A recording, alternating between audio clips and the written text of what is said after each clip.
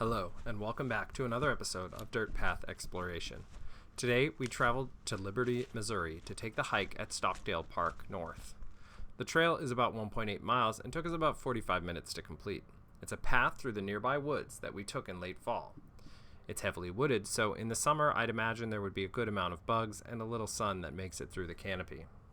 The trail itself took a bit to find, as it's over in the patch of woods you can see from the playground.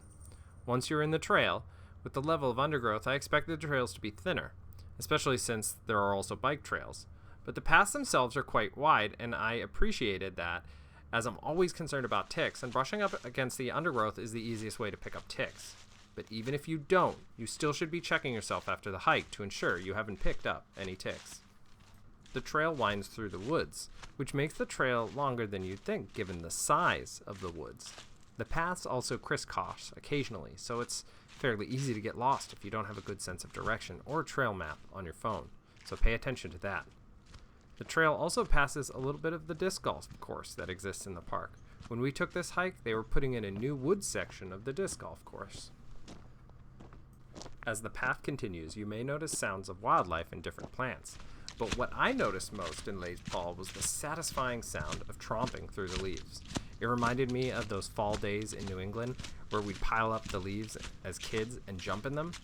Occasionally, the local library would push all the leaves into the corner of the lot, and we'd spend an hour or two after school running through the parking lot and jumping into this ginormous pile of leaves that it created. Kind of makes me want some hot, spiced apple cider right about now, actually. My favorite part of the hike was the deep woods feel of it. There are numerous trails weaving in and out of the woods, but there's a tall undergrowth that separates each of them. And even though you could be 10, maybe 15 feet from another trail, it still feels like you're out in the deep woods. I especially love these types of trails in urban environments because it really provides that wonderful forest feel without having to drive hours out of the city to get it.